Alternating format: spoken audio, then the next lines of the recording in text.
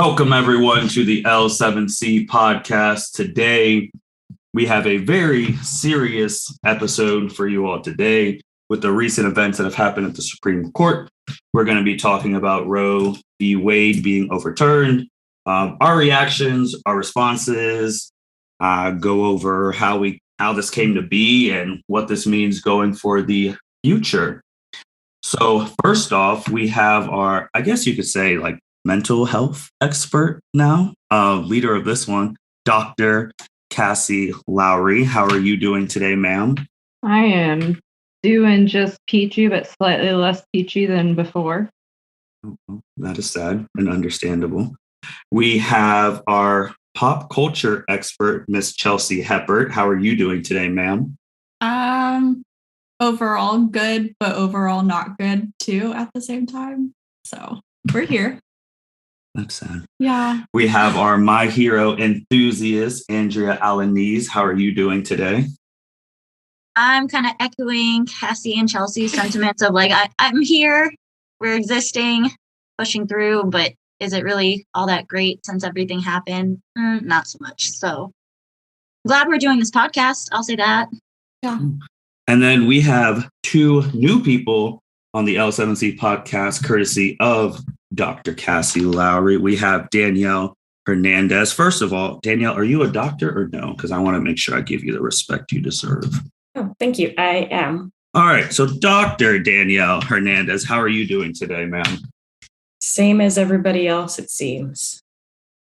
And then Keshav, are you a doctor or no? I am not. Okay, so we have Mr. Keshav. How are you doing today, sir? I'm doing just about the same as everybody else. It's Keshav. Keshav. Keshav. Mr. Keshav. Thank you. But we'll start with Keshav then, since you and Danielle are first time on here. What do you do? How did you come to the podcast? And what do you like to do? Like a little introduction thing. Yeah, so I work with Dr. Kassie Lowery. There I am a psychometrist, so I do a lot of the psychological assessments, testing for ADHD, autism, dementia, and everything in between. So I just kind of help out wherever is needed. And Dr. Hernandez, what do you like to do? What do you do? Those are two different things. No, I'm kidding. Yeah. There's definitely some good crossover. So I'm working as an LP psychologist in New York City, but I am also an artist, and I specialize, jumping back to the psychology, in working with LGBTQ youth. Are you currently in New York right now? I sure am. Man, I wish I knew you were in New York. I was trying to do a good job in reading everyone's state stuff. Oh, yeah? Yeah, I read Ohio's, Indiana's, Texas, but I didn't know you were from New York, so I apologize. No worries, no worries. I mean, we're mostly the privileged folks, if you can say that, as privileged as you can get these days. That's a good thing, as privileged as you can get these days. But let's get right into it. Whole bunch of questions we're going to be going over. And we'll just go right into it. I'll ask some questions. Typically, all the questions are going to start with Kassie, and then Kassie will ask everyone else what their thoughts are.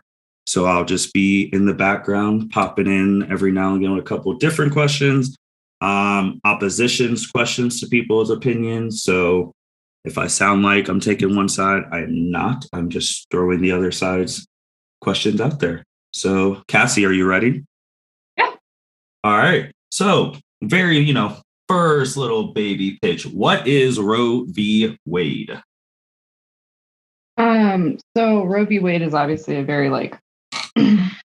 talked about issue at the moment, given everything that happened with the Supreme Court. And I think people have been kind of holding their breath since about May at this point, I think, is when the leak first came out. I think part of us probably hoped that we would not see this day come, and part of us knew that it was likely to occur given the makeup of the Supreme Court.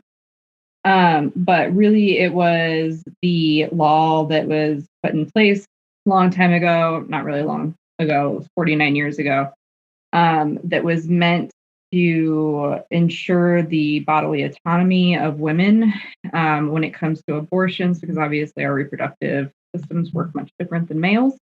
But the other thing that I think a lot of people are kind of missing is that there's a lot of stuff that also falls under that. Right now, we're all talking about the abortion portion. But there is also a large threat coming with this overthrow, or I guess overturn, of Roe v. Wade, because there are other precedents that were kind of protected under that in terms of same-sex marriage, contraception, things like that. And there's been a lot in the news recently about, obviously, there have been some comments about going after those things next. So I think we think about Roe versus Wade as being like this abortion law, and it's not necessarily just that. And it's going to affect a lot of people that don't necessarily think that it has any ruling on their lives. And I think that's one of the biggest things, and partially the reason that I thought it was important to have this conversation. Because originally, Martin and I had discussed having a conversation about having women navigate mental health services. And then the ruling came out, and kind of needed to take a step back and talk about some physical stuff as well. Hopefully we'll eventually get to the mental health stuff. But right now, this is kind of the big piece that I think everybody's grappling with and trying to find a space and community with. Does anyone else want to add anything in regards to what Roe v. Wade is? I say, if anybody knows any more about the law, I would be happy to. I mean, obviously, I've found out a lot about the law just within the last couple of weeks because it's become an area of focus. But if anybody else knows, I'm certainly not a lawyer, and I'm not well versed in law itself. I guess the most basic thing of it is that it gave women the protection and the liberty to choose to have an abortion. That was the main biggest thing. So that means no state or city, county, whatever, could just outlaw abortion. So that was like the main crux of it. And obviously the abortion debate, pro-life, pro-choice, has become, it's a political debate now. It's definitely used for political aspirations. If you take one side, you think you're going to get these votes. If you take another side, you think you're going to get these votes. So then the way it got overturned was the Dobbs versus Jackson's Women's Health Organization.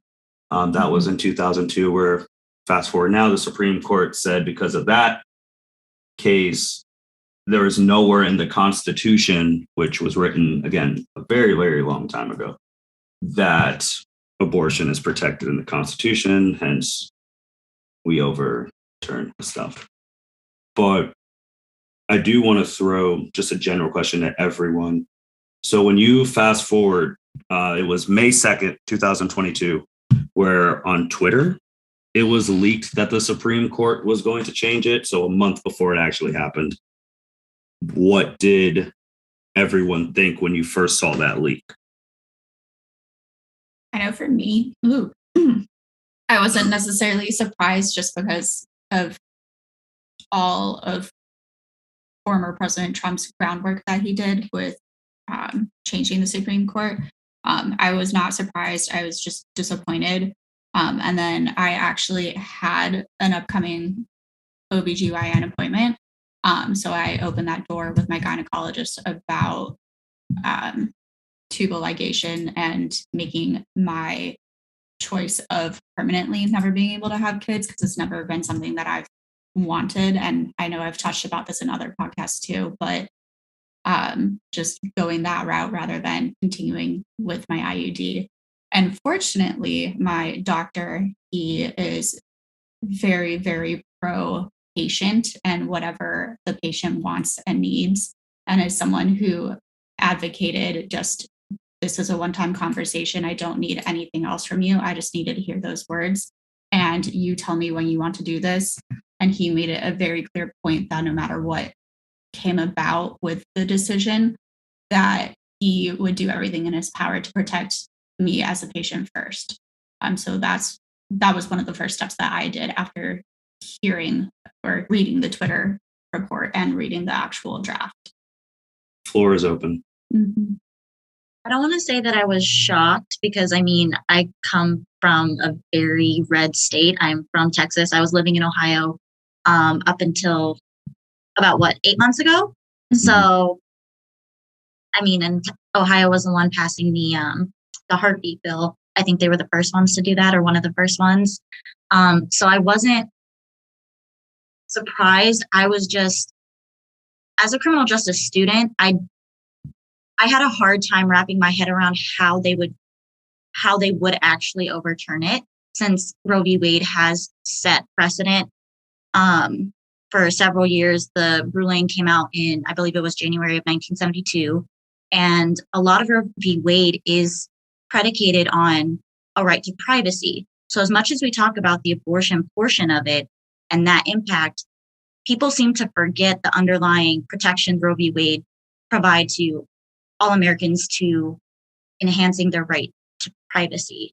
So I was upset. I actually had a naive hope that with all of the backlash that came out from the leak, the ship would self-correct, that they would kind of, maybe change their decision, reverse their thinking, or dig a little deeper. I don't know. I did have the naive hope that it wouldn't actually happen. Anyone else thoughts on when you saw the leak coming out?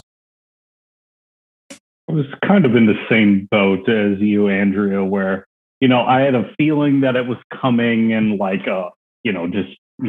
on the pulse or, finger on the pulse type of a thing. And then I was actually in testing with a client, and I got a text message from Kassie saying that it had been overturned. And, thankfully I was basically at the end of the day with that client. So I got to deal with, my own emotions with all of that. But I know one of the other kind of therapists in our practice just kept having, session after session. And I know it was very challenging for her. So it's just a very hard thing to face as, just a person in society looking at what is being taken away from people and what is almost up next and what this can lead to. Kassie, Danielle, anything you want to add? Yeah, when I first heard, the news of the leak, I think I wasn't surprised given the barrage of law stripping and right stripping that's been going on. It sort of didn't feel, like a tipping point to me. I felt like the tipping point had already come. Again, I mentioned, my focus is on LGBTQ youth, and this comes after trans rights had been stripped on and on and on. So I sort of felt it as just another layer of that cake that was already in front of me, which is not a great place to be in. At the same time, I will say that my thoughts were less about the immediate ramifications. And I think my mind took a tumble fall, as I think a lot of our minds did, into, Plessy v. Ferguson's going to get overturned. We're going to have segregation again. Don't even ask about marriage equality. That's out. Like, it's only inevitable. But as I mentioned before, I was also sitting in as privileged a place as I could be in New York, where, I heard these reassurances in my community all around me saying, well, not us, but I was the odd one out. And I was like, I'm an honorary Hoosier. My folks in Indiana, thinking about them. Yeah. Folks in Ohio too. Obviously so much of the country. So I'll be honest, I don't know that I was active enough on Twitter to know at that point, like, what was going on. Like, I learned about the Twitter leak, like, probably a little bit closer to when the actual overturn happened. I will say that there's people have brought up a lot of like points, and I've been listening to a lot of different podcasts. I mean, the reality is that I've cried twice in response to anything like truly political. Once was happy tears about 7 years ago when I found out that I had friends that were going to be able to get married and have the same rights, at least in marriage, as I was going to have. That my brother was going to be able to get married, that was going to be seen as being just basic human right. And then I was standing outside when I got the news about the actual overturn. And I think naively, I hoped that something bad was not going to, or at least something as bad as what happened was not going to happen. And I remember standing there and I looked at my phone and like, just seemed like it was a kind of another day. And then I walked inside and I looked at the television. And I started crying because I realized that like some of my rights had been stripped. And there's a double-edged sword that comes along with that, because I think the other piece is that I sit in a very privileged point. And I've done a lot of reflection on that in the past couple of weeks that makes it hard to even really focus on just this.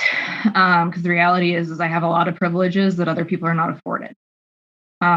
Especially as being like a doctoral, like white woman. I'm always working to learn more, but I think this is one of those things that there's a lot of people out there that are like, yeah, this sucks, but like this is reality for a lot of us, and it has been our entire lives. And I think that's a part that needs to be more part of this conversation. But I also, as I mentioned before, I think people don't realize exactly how much this is going to impact everybody and not just women. Because I mean, let's be honest, like women may be the ones getting the abortions, but the reality is there's a man on the other side of that baby or fetus, and it might be the men. Ooh, yeah, it might be the men getting the abortions too. We don't want to forget about our trans men, non-binary folks, anybody who has that uterus vagina combo. Yeah. And I mean, Danielle's right. Like that's even like a part that we need to like reword. Like we're all talking about women, but the reality is like it's not just women. Like there is a whole, like there's non-binary folk, there are trans men, there are like there's just a huge amount that we're not taking into account. And I think that's just so important to remember at this point. And I continue to learn every day, as we just talked about. Fair enough. You fast forward a month, the 24th of June, which was a couple weeks ago. It comes out that it was overturned. I mean, I remember where I was at when I got the news. So Chelsea, when you first got the news, what did you think? I was just heartbroken, not just for myself, but for everyone around me. I was at work at that point and I couldn't even process my feelings because I had a lot of stuff going on. So I couldn't even allow myself just to feel, because if I felt something, I would have broken down. And then that Saturday night, like I sat in my bed, and it's been a while since I've cried, but I just sobbed.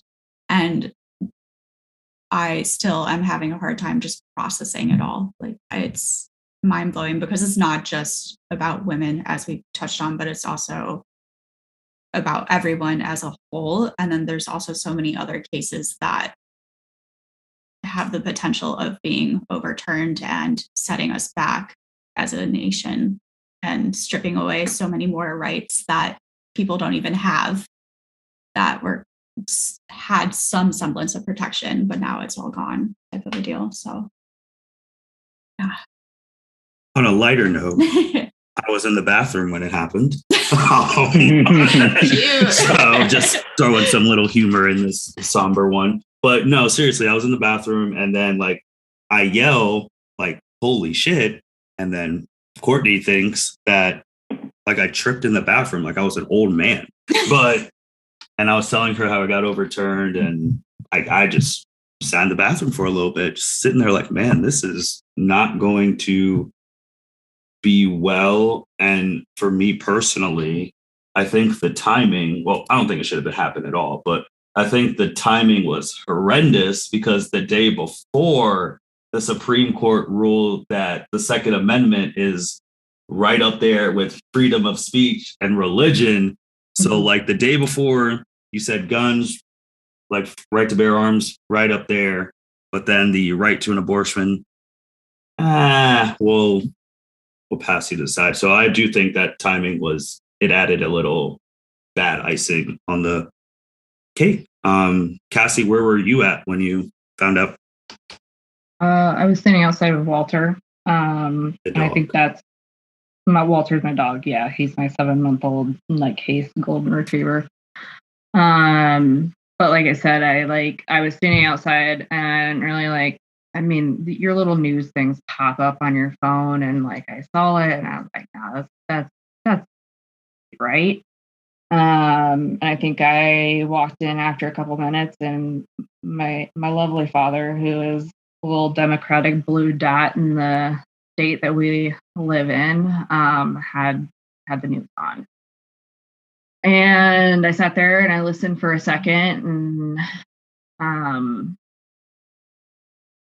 I was actually supposed to be leaving to go to Tennessee, and I just cried. And if anybody knows me, I don't cry. Not really something I do. I joke that I don't like feelings, which is hilarious for a mental health professional. Yeah, that doesn't sound like it mixes well. Ooh, echo.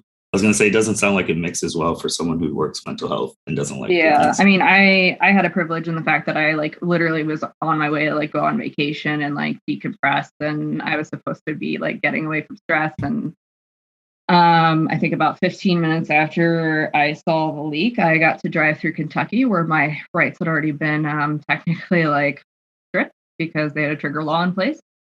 And then I got to kind of sit with the fact that was going to be the new reality, is when I cross state lines, I'm going to have different rights. They're not going to just be they're not going to be the same. And yeah, I think it was an interesting moment, and I have continued to intermittently find myself in tears randomly as I have gone through different weeks and found more and more out. And I was in a privileged position where I was at, because I texted Keshav and I said, hey, it happened. And honestly, I was so distraught at the time that I didn't think about where anybody else was, which is not super great. But I think it was just one of those instances where this is going to be that 9/11 moment. You're going to look back and you're going to know exactly where you were no matter what happened. I know exactly where I was on 9/11. I sat in my 5th grade classroom and we watched the second plane hit. I am 30 years old, and it's been 21 years, and I can still see it. And that is I have a feeling it's going to be how this is for a lot of people for a really long time. Yeah, and mega echo. And I do want to say that for when you brought up the different states things, for the people listening to this who are what does that mean? So with it being overturned, basically the Supreme Court said it's up to your state, abortion laws and all that are up to a state level, and they're not protected by the US Constitution. So if you're in California and abortion there, that's legal, you can do it there. But if you go somewhere like you said, Tennessee, you can't have an abortion there. So now it's based on your state's officials and what bills come into place. But before we keep moving, everyone else, where were you guys at? How did you guys feel? I was interestingly enough, it was mid-work day break to plan Pride weekend things. I had just texted one of my partners to say, I'll buy some champagne for the morning. And then I saw the news and I was like, well, shit, I better make it really clear when I go into this small local liquor store. I'll be like, guys, buying the champagne, but it's not to celebrate. Because even though I'm in New York City, I'm in the most conservative spot of New York City. Nobody really realizes that New York City has a conservative area. And I could go on a little rant about the gerrymandering happening right now, but it's about to get worse. That's for a whole other situation. But yeah, I was just like, I can't buy this champagne. So I did dress all in black, though, to make a statement. I was in the middle of a training, an equality training, actually, at that. I was very glad it was virtual because I didn't have to have my camera on, and I don't check my phones during trainings. I'm very much like, I love learning. I love trainings, especially equality trainings. I now, if you've heard different podcasts I've been in, my background is working with within children's services. So a lot of low income families. I now work for a public housing agency, and the particular location I'm at is the lowest of the low, just above homelessness. So very important training. And then Martin, either you alerted me or I got a different alert on my phone, so I already know, but the timing is very close.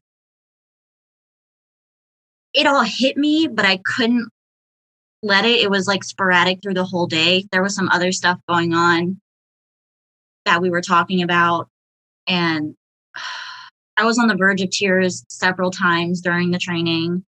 I couldn't fully focus during the training, which really upset me because, like, when giving presentations, I hope my audience is engaged.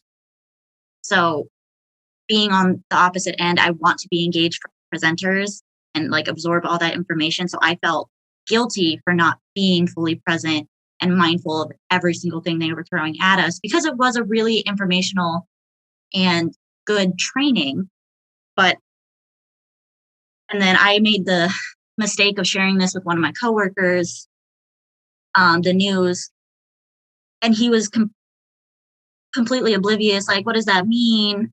And then he tried to make it better by saying like, oh, well, it's not illegal. Like, you won't get arrested. And I'm just like, so that added fuel to my internal fire. I'm looking at the messages between Martin and I right now, and at 11:15 a.m., my statement was, I want to fight, I want to cry, I also just want to crawl in a hole and never come out. Like, I felt stripped. I felt completely vulnerable. I made a personal choice to stop my birth control a few months back to see kind of what would happen, because I was on it for a medical reason for a very long time. And so, again, I do live in Texas. There was already kind of that, if I was ever assaulted, my right to an abortion already was limited. Living in San Antonio, there was more accessibility, but where I grew up, our closest abortion clinic was 4 hours away. So accessibility had already been in my consciousness as a teenager, as a young adult, when I would come back home for the summers during college. But it was just a whole new sensation. And I was angry. I don't typically use Twitter. I went off on Twitter. I was livid. I was angry. And again, Texas, big gun rights state. So with the decision, like Martin said right before, where it's like, oh no, we can't trust states to make decisions about, people's legal abilities to obtain guns. But, women's, reproductive rights, childbearing persons, reproductive rights, like, seriously? So it was maddening. I think, Martin, it was either that evening or the next day, we were on the phone about it for a very long time. I talked to my mom, who is a medical professional. She's a nurse practitioner, and she was at a low. She was visibly sad. She didn't cry, at least during our phone conversation, but we went off about it for several hours. And I feel like anytime this topic comes up, I could go on a rant forever. But it's still just, it's like, at least for me right now in this moment, the last week, I try to forget, but at the same time, you can't. Like, that's just not, we can't forget about it. We can't just let it be what it is. But at the same time, I personally have a feeling of what can be done, what should we do next, to get these rights and protections back. And I don't have those answers, or I don't fully understand the steps that would need to be taken. So I'm also at this moment looking for a little bit of direction. It was that Friday night because Saturday was the other Chelsea's of the L7C's podcast wedding. So it was that Friday because I remember That's right. because I was drinking Kool-Aid Jammers, just throwing in there for some laughs. But Keshav, ooh, did I get it right? Yeah, you got it. You got it. Look at that. I'm back. But what did you think? Like I was saying, I was in testing, and for everybody who hasn't been kind of part of testing or doesn't know much about it, it's basically like you're in a room isolated with just one other person. So like all of your attention, at least from the assessor side, is like completely on them. You're trying to do everything right. You're trying to just kind of be in the moment and make sure that you're documenting everything for, the doctor and for later points in time to kind of look over all of the data. And so, normally I'm a very much a like, I have an open minute. I'm going to scroll on Twitter, see if the world has ended or, maybe a happy, dog photo or something like that. Try to get some levity in life occasionally. But, during those 3, 4, 5, 6 hours, it's kind of just like complete isolation just so that, you can give the client the proper attention that they deserve. And like I said, I got the text from Kassie, and it's just like all of the blood just rushed out of my body, because it's just, this is supposed to be the land of the free. And now it just seems oxymoronic. Like just, how can a gun have more rights than a person? How can an unborn person have more rights than the person who they are being, bared by? To me, it is very, I don't know, it's just disheartening to kind of watch the whole situation go on. And again, I'm a very much as like spiraler. So like what happens next? What is the next right that's going to be taken away? Is it going to be Brown versus Board of Education? It's, it's most likely going to be something like same-sex marriage and all the things associated with that. And it makes me feel like India is much more of a better place to go and live, even though a lot of the rights that we have there are much, don't exist as much as they do here. But the way that we're going, a lot of other places are going to have more rights. You can get better healthcare in India and Canada. You can get, things like that. And even here, my wife has to pay like $1,200 for her healthcare between all the different things that she has. And, it's not covering anything, So this question, which isn't on the little questionnaire thing, but a similar thing. And this one more goes to, I know we've talked about like, it's not just about the women in this situation, but I do want to ask for the ladies on the pod, how did it feel then going like on Twitter or Instagram, Facebook, so whatever thing you look at, and then you see like other women celebrating this? How did that make you feel? I particularly like to use TikTok. It's one, an escape half of the time, but two, you get a lot of really great information out of it. But in that feed, fortunately, I was able to see a lot of people who were upset with the decision. However, when I jumped to Facebook, for example, that's where I saw more people celebrating, if you will, the fact that it was overturned. And it was disheartening. And I was also disgusted to look at. And then it just brought me back to 2016 when we were voting and people having the insane thought to say that you were overreacting when you would voice like your concerns of, hey, these rights could get stripped away, or hey, racism is very much like a thing and no one's concerned about all of these remarks that a presidential candidate has said.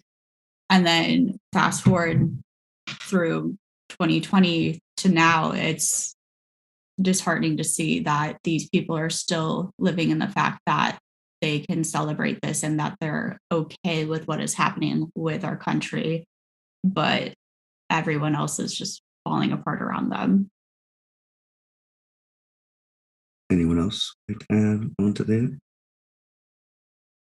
I have so many reactions to that question. Go ahead. You're running the show, man. Say what you want to say. Well, and in all honesty, there have been so many, like Andrea, I could go on a rant for like hours. I do to other people. I have surrounded myself with a lot of people that think the way that I think, which limits the amount of celebration that I saw. And I think that is one of those things that I've pointed out repeatedly to people. Like, if you've never seen The Social Dilemma on Netflix, like, you really need to watch it. Because quite frankly, it's terrifying how much a lot of our views come from the fact that we are categorized into we're categorized into a lot of different categories, but when it comes to Democratic versus Republican, very targeted. And it's scary how much it's targeted. That being said, I, like Chelsea, found a lot of solace in TikTok. I think TikTok is a great place and also can be a problematic place. But again, it tailors itself to what I already know. Doing a little bit more digging into Facebook, as Facebook always does, is I found people who I was either really disappointed to not see comment at all. And that's everybody's right. I don't think that's a problem, but I know that there are certain people who are very, very vocal on social media that either didn't say anything or made kind of like a vague, non-committal kind of like commentary. And as somebody who I've never understood why what other people do should concern other people. What happens in my body is not something that somebody else needs to like be worried about outside of themselves. I don't understand at what point did we take this let's be real. We were all taught in elementary school, middle school, and high school that we had a separation of church and state. That is not true. And I don't think that that's something that took a sudden left-hand turn. It has gradually kept turning, and it just is getting more and more prevalent. But to see a country that was founded theoretically on religious freedom, use a lot of religion to back up not letting other people have abortions. That's what just boggles my mind. Like, pro-choice, pro-life, I don't understand why we can't just understand that I'm not going to make you get an abortion, but you shouldn't make me have a baby. Especially, like, a lot of people talk about how it's discrediting to only say, like, well, what about people that get incest or like rape? And there was definitely a point in time, because as we grow, we learn more and more that probably would have been one of the comments that I made. But at this point, like, we're not set up in a country where anybody takes care of the kid after they're born. So, and the other thing, like, it's the mental gymnastics of constantly being like, oh, well, like, what about the kid after they're born? Like, what if the parents can't take care of them?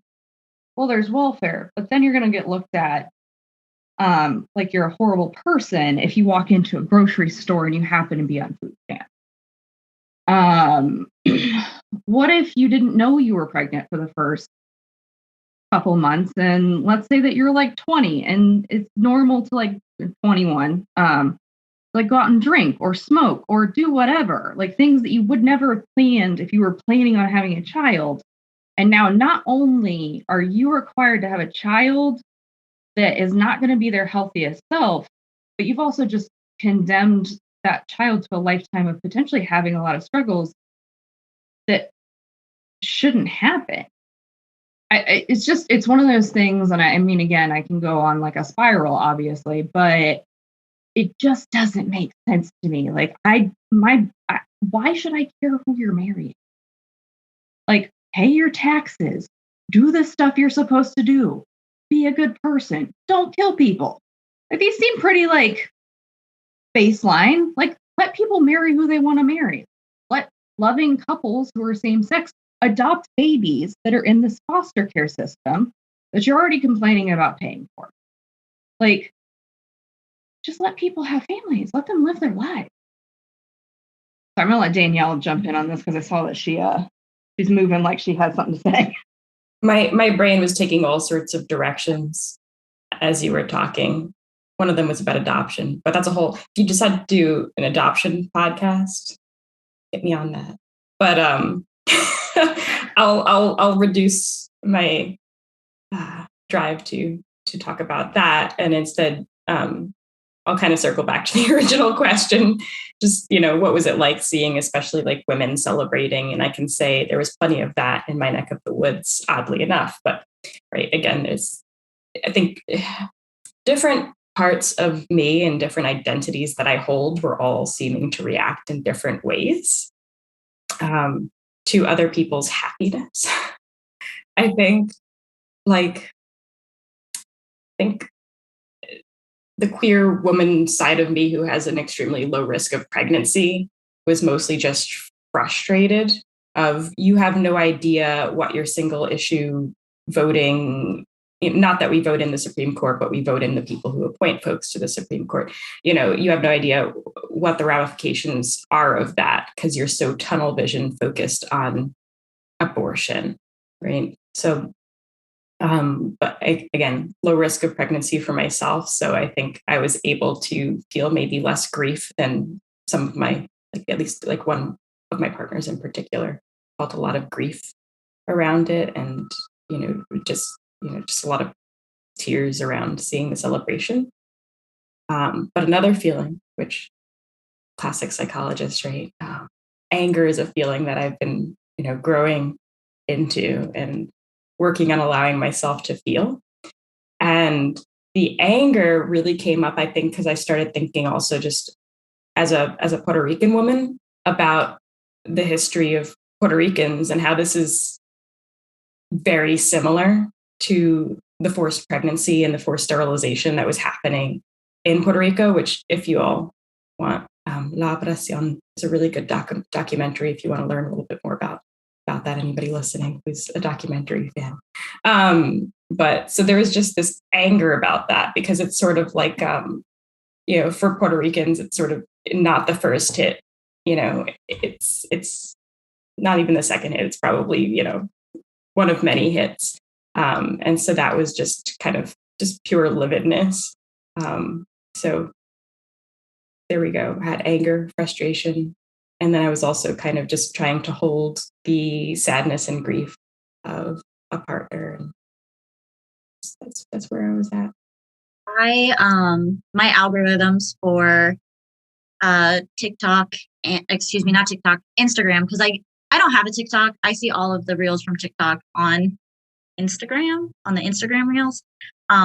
Basically, when the news came out, I only switched between Instagram and Twitter. And so my algorithm, I think, insulated me from seeing any sort of celebration, which I was very thankful for because I don't know how I would have handled that. The first time I saw somebody that I knew personally, celebrating, throwing out the religious quotes and different things like that was several days later. And it's somebody that I no longer speak to on a regular basis. So I was able to just kind of solidify, like, yeah, this is a person I no longer need to speak to or engage with. I was slightly worried. Growing up, my parents didn't particularly talk about politics, so I was also slightly nervous talking to my mom about everything because I wasn't sure exactly how she was going to shake out on it. And the same can be said about my dad. And so I was going home the following weekend, and I wasn't sure exactly what I was going to walk into, in the sense of if he would bring it up, if he would make kind of an off comment just to get a rise out of me because he finds that to be funny, which is a whole nother conversation in itself. But luckily he didn't make any comments about it. So I have been privileged to be insulated from all of that. I know there are plenty of people around me, but I don't necessarily have them on social media, being in Texas, that were celebrating, that were happy about the decision. I'm just so far lucky to not know them personally. But anything, the day of Twitter sphere, the next day afterwards, upset. I think there was a specific tweet that came out from the San Antonio News Twitter account talking about how, I think it was a bishop, a Texas bishop, made a comment about how they were pleased at, the decision of the Supreme Court to protect life, blah, blah, blah, blah, blah. And I responded to that in kind about, I'm sure they would also be pleased to no longer have to be arrested and charged for molesting and or sexually assaulting young children. So I took it there because the level of anger I feel at people celebrating, and kind of, it's also almost a jealousy, I would say, of the willful ignorance to not think about it from other people's perspectives. I don't know how to not do that as a human being. I've always done that since I was a small child. So I don't know how people can stand there, sit there, type there, no, there should, what I believe is what everybody else should do. But then never put themselves in the situation of, well, if this happened to me, if this happened to somebody I knew, I would assume their feelings would change on the situation for that one person, but they would still turn around and make it, nobody else should be allowed to do it. And that's something else that's gone around on the commentary is so abortion is being, limiting access is now illegal in certain states. People in power, wealthy people, are always going to have access to safe abortions. They might not be quote unquote legal, but they have enough money to cover it up, or they can send somebody somewhere that it is legal, all that good stuff. So there's a large impact on the lower middle class, the poverty stricken. So it's just unfair. Just like Dr. Kassie said with the mental gymnastics, I can't do that many flips to understand them. I can't. So, and yeah, that I was lucky. Because I think I would have gotten into, my rage would have really taken over. And I think I probably would have said some things that went too far in the moment, because I am also coming into learning how to feel my anger, and I haven't fully figured out how to temper it in a healthy way when it gets past a certain point. So in that aspect, I'm slightly glad my algorithms, my tendencies on social media was able to kind of shroud me from having to experience that in the moment. Fair enough. Keshav, did you want to add anything? Oh, Kassie. Sorry, I just wanted to add something to Andrea's before we moved on, unless Keshav has something that's directly related to that. I think one of the things that I'm struggling with currently is the people who show up on my social media are very much like me, but I also know that there are people who do not show up on my social media that they still can see whatever I post. And then if I like went looking for it, like I would definitely see it. And I feel like I end up in this like weird teeter-totter situation where like we all know that like social media is not going to change anybody's mind. But at the same time, I struggle because I think there's been points where people are like, well, if you like don't agree with me, then I'm just gonna unfriend you or unadd you or things like that. And I mean, there's definitely been times where like for my own mental health, I have cut strings with people, but I also am somebody who has always tried to make the world a better place. At least like as far as I see the world and being a better place. Obviously, there's people who disagree with my viewpoints, but I think I play this weird game where I'm like, well, do I add you and risk like the trolling and the like uneducated like commentary and things like that, or do I stick it out and I make these comments and leave you there? And because part of me is like, doesn't like people who I already know agree with me, like they're just going to agree with me. It's just not going to do anything. And sometimes I wonder if I leave everybody on my Facebook and on my social media in general, unless there's a reason for like safety or something to like not. Because I think one of the things that is very fascinating to me, and I've always been somebody who's very interested in having political conversations and things like this. I think this has been really politicized, and really shouldn't be. But that's a whole other level. And I think that that's one of the things that when we get frustrated with other people, I think one of the things is that sometime, and not all the time and not for everybody, but hopefully at some point we will say something inadvertently that just clicks.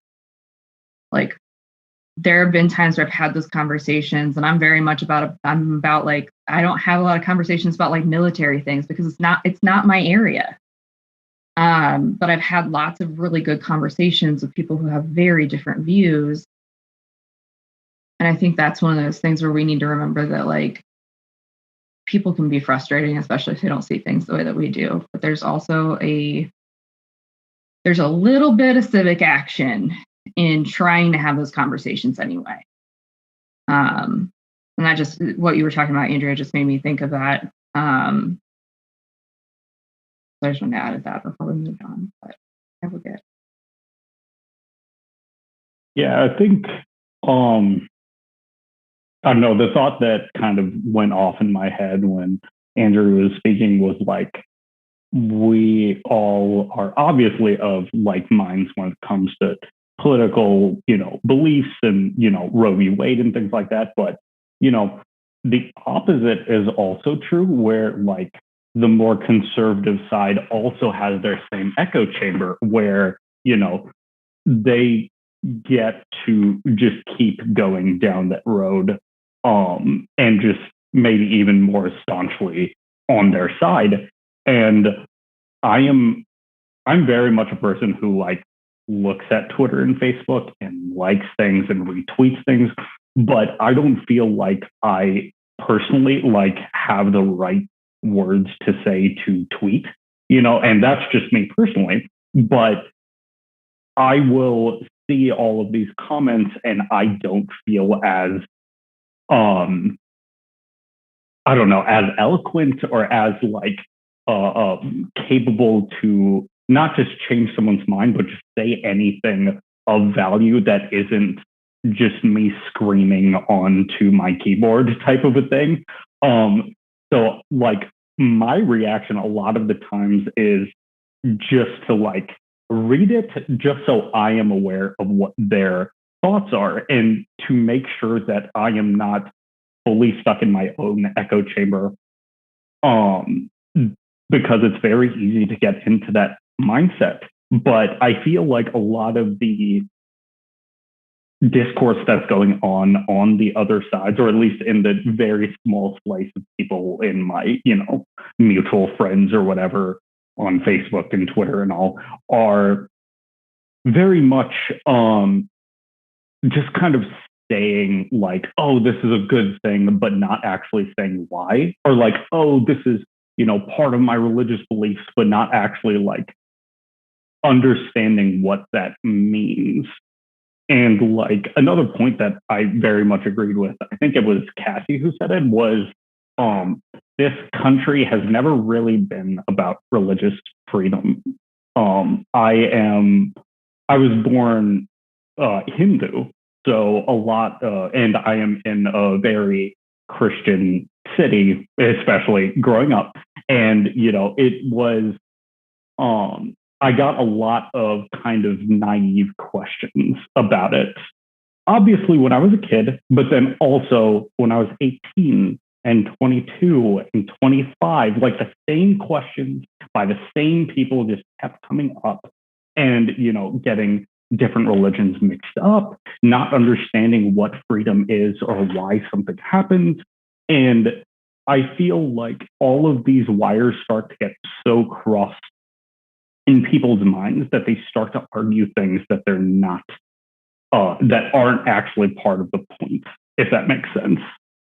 And I feel like I'm not sure how to like change that, like there's obviously something that we can do to make the change, but what that is kind of beyond me, other than just having the conversations for me in person and like trying to understand what the other person's point of view is. And like, for me, like personally, I am never going to get an abortion. I am a, straight man who, has all of the biological things that I was kind of born with. But my wife, on the other hand, is she has a bleeding disorder called von Willebrand's, and that causes a lot of like just excess bleeding.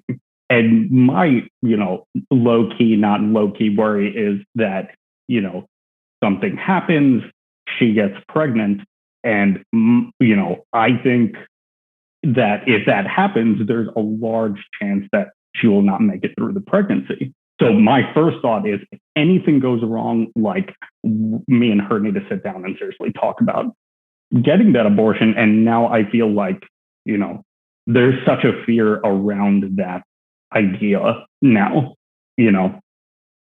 It's very disheartening to see, not just for me, but for all of the people in my life, whether they're a man or a woman, just watching this happen and seeing especially women around me just become so afraid of living in this country and just living, period, So I do have two questions that came off of Kassie's first point, because as you were just talking about, like the opposing side, which these would be questions that they would ask.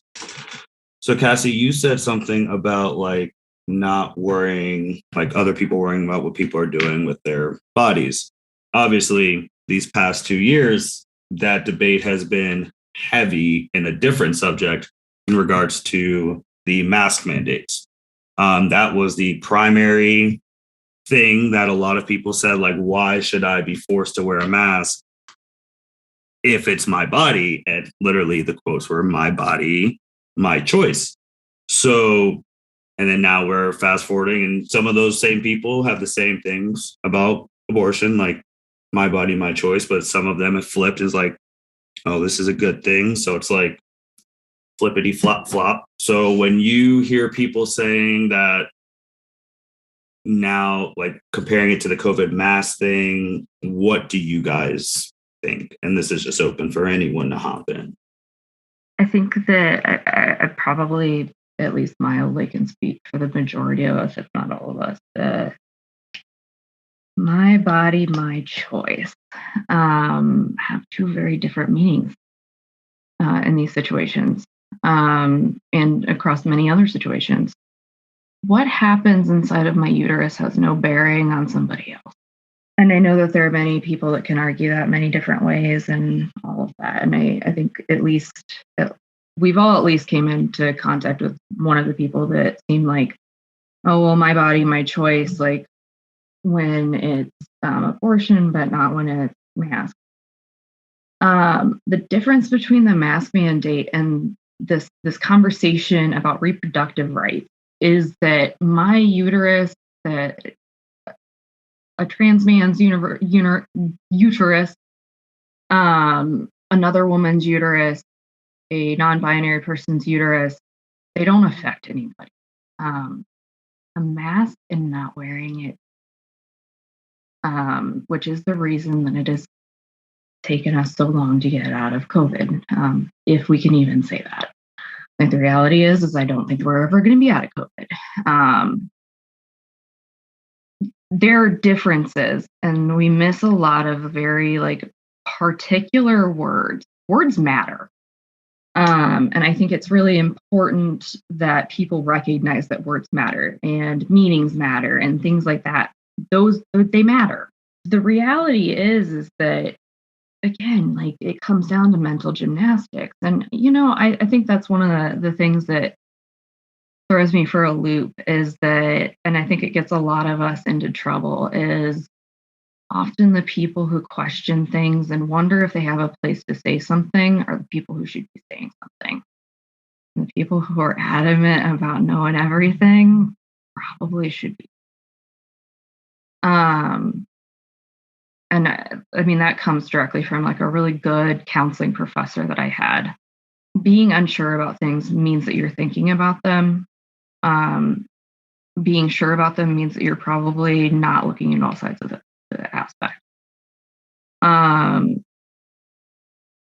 yeah, I think that my biggest issue is that, again, like my body, my choice means a lot of different things in a lot of different situations. And I mean, I'm just going to keep echoing it. Like, I don't understand why what anybody does with their body affects you. But when it comes to who you love, what you do with your uterus, what you do with your hand, like as long as you're not laying hands on other people, like have at it, I guess. But like, just don't harm people, like verbally, emotionally, psychologically, physically, like stay in your lane. So I mean, that's my thought on my body, my choice. I'm sure that other people probably have much more eloquent ways of saying that, but I think I'm just at the point where like everything is kind of frustrating. Anyone else want to add or talk about like with the COVID and the mask, my body, my choice, and then people comparing it to this? Anyone else want to add anything? I mean, I feel like Kassie hit the nail on the head. Words have meaning. Words are powerful. It's the nuance of the context is totally different. Like somebody's internal reproductive organs or external versus putting a physical mask that is removable from your face. If you really don't want a mask, you don't have to go outside. The nuance of the situation is completely different. And it really bothers me when people say it like that. It's like, oh, my body, my choice. It's the same thing. But then, of course, when the abortion rights come out, they flip sides. So it's only convenient for them. And the other thing about, the nuance of my body, my choice for the mask mandates, you not wearing a mask potentially can get somebody ill to the point of death. Me being pregnant or choosing not to be pregnant does not harm another living person. The argument about, when is a fetus alive and all that good stuff does come into play, but that is still an internal inside of my own body. What I choose to do with that is not going to make somebody else with a separate body standing on their own feet, or that might be an ableist phrase, I'm sorry, in their own existence, if they're not affected by my choice to do something within my own body, versus if I choose not to wear a mask, I cough, somebody's immunocompromised, elderly, just doesn't have a great immune system or has comorbidities, they get sick from COVID and die. It just doesn't equate. It does not equate. It is not the same thing. Right. And I imagine those groups also that you're describing are also going to be disproportionately affected by limited, access, Kind of like Keshav was saying regarding your wife, when we talk about masks, when we talk about abortion, when we talk about reproductive access, right? There is a common group that's being affected. So they're perhaps not so different, right? Because, disabled folks are really going to get, slammed by both things coming up. And then, of course, you can go ahead, make that, multiply it when those disabled folks are also Black, brown, queer, limited access to healthcare, all of that. Wanted to add something? Yeah. Similarly to what Andrea and Kassie were saying, that words matter, and the my body, my choice is completely different when you apply it to different situations. During COVID, even though we're still in COVID, but during the peak 2 years, I worked for a nonprofit public entity where we would see 20 to 30,000 people come in on a daily basis. And the whole time I was expected to work and not approach these people to follow COVID guidelines. But then it would be the whole my body, my choice smack in the face of, it's not just your body, you're affecting me, you're affecting my friends and family, you're affecting so many other people in the community around you. So your point is moot. And having to balance that, I know I would talk to Martin and Courtney about it all the time, just because there would be nights where I was so upset that somebody was in my face potentially harming me over a mask that could protect everyone around them. And it was just mind-blowing that they could use that argument, and it's never sat well with me. It will never sit well with me. And it's crazy to think that there are people who will use that phrase and just twist it however they want to. And it's not a supporting argument. You will listen to people say, oh, it's my body, my choice. But then when you bring up but it affects 2 other people or 4 other people or X amount of people, and then they just sit there dumbfounded because they didn't actually take the time to think about what they're saying or what their belief systems are, because they are so channeled into thinking one way that they don't actually pause and sit back and reflect and say, oh, maybe this doesn't actually work, or maybe I should actually think about what I believe in. So yeah, it's just incredibly frustrating. I would, since I've been dropping the lighter note things every time it gets a little hot and heavy around here. I will say, for the mask thing, the people who made the mask should have made them more glasses friendly, because if you're going to make me wear a mask all the time, which is fine, just, the fog in the glasses was tough. Just saying, from a lighter note, but it was all necessary to that part super sucked. Oh, it was terrible. So bad. Yeah. It really did. And then over the winter time in Ohio, it was so bad. It was so bad. We needed windshield wipers. It was terrible on a lighter note. Anyone else? Back to dark side for a second.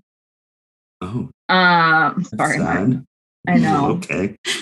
I think the thing that is also frustrating is the fact that in both of these situations, there's science. Science exists. Science is something that we have conversations about and then we just ignore.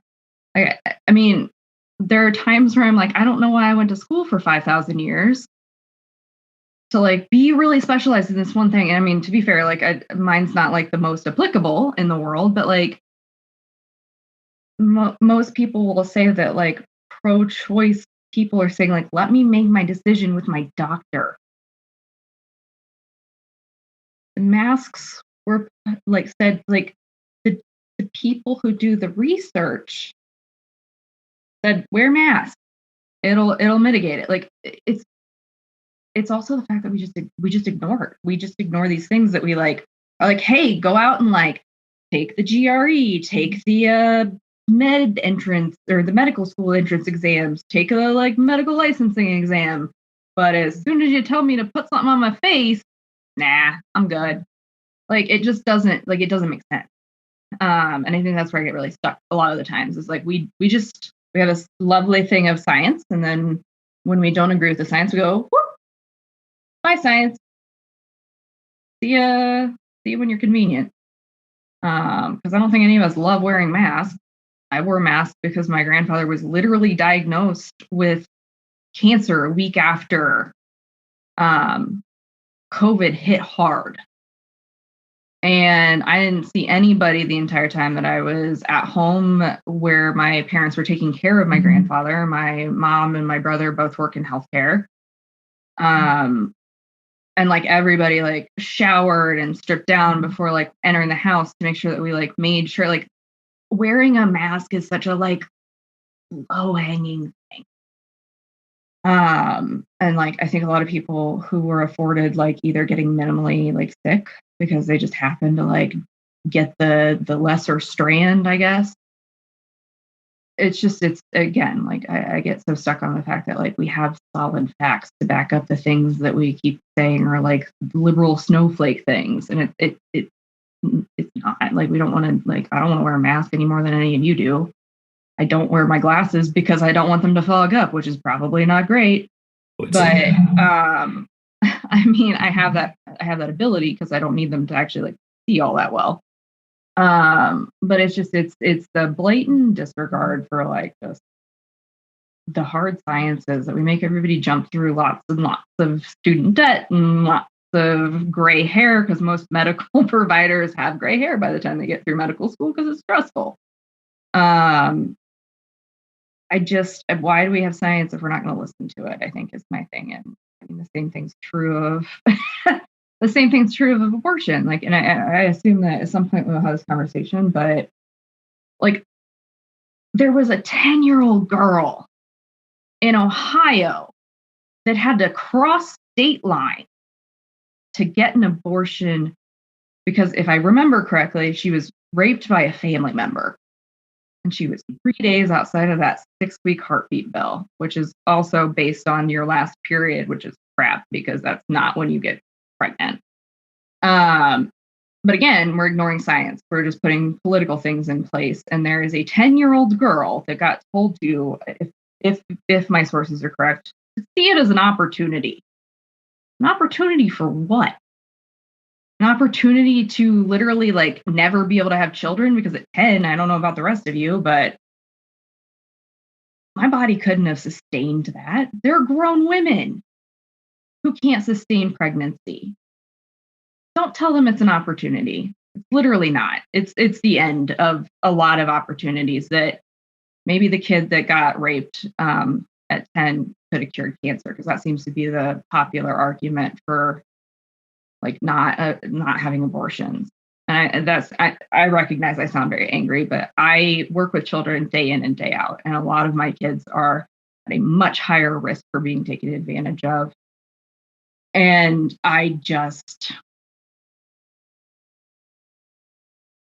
more angry about Roe versus Wade because of the other people that it will affect. Because if I'm going to be perfectly honest, it's not going to affect me a whole lot.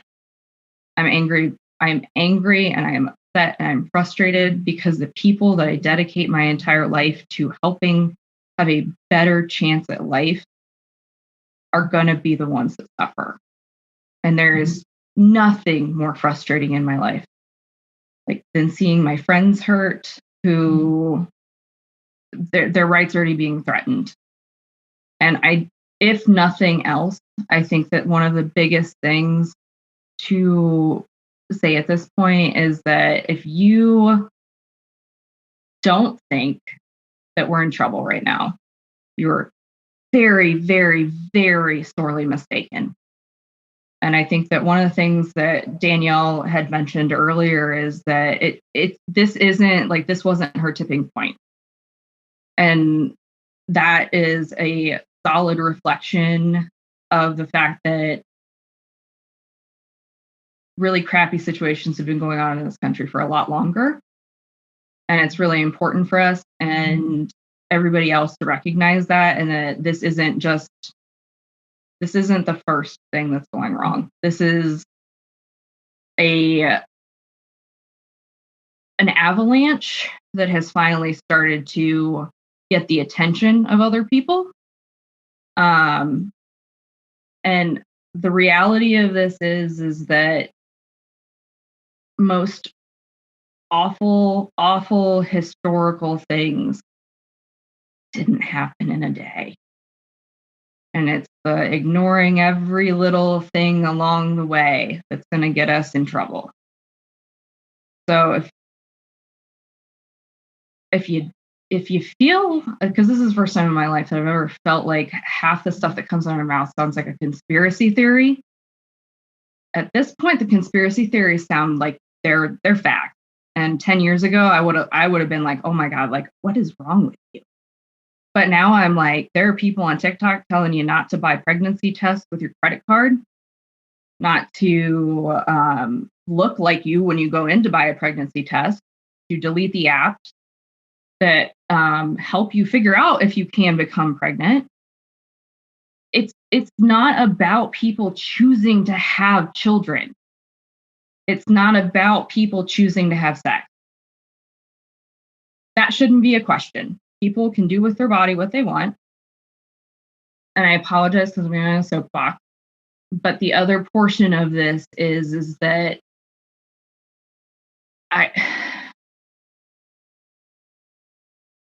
this isn't the beginning. This isn't the end. This is the point where we really need to be aware of the fact that like something needs to be done. And I know that a lot of people are disheartened by a lot of Democratic politicians, and I am too, because like 15 minutes after Roe versus Wade was overturned, we got emails about giving money. I hope at some point we have these like radical Democrats that everybody seems to be terrified of, because the ones that we got right now aren't doing what they're supposed to be doing. And honestly, I think that taking heed of things that sound mildly like conspiracy theories might actually be a good way to keep yourself safe these days. So obviously I just went on a rant and I did not mean to, but I'm just angry. Like, do not tell a 10-year-old that their rapist gave them an offer. That is not acceptable. It will literally rip that child apart. Thank God for once in a very long time, Indiana happened to be the more progressive state and could provide that. But it's a reality. Like, there are people, they're bad. I don't want to say bad people, but there have been people that have heard other like men say, oh, well, now I get to like kick the mother of my child. Do you have any idea how much that causes people's skin to crawl? Definitely took that a much darker route than I had originally intended to, but I'm beside myself. I am so sorry that it took us getting to this point for white women to figure this out fully, or not even fully, but at least recognize that like, this is what it feels like.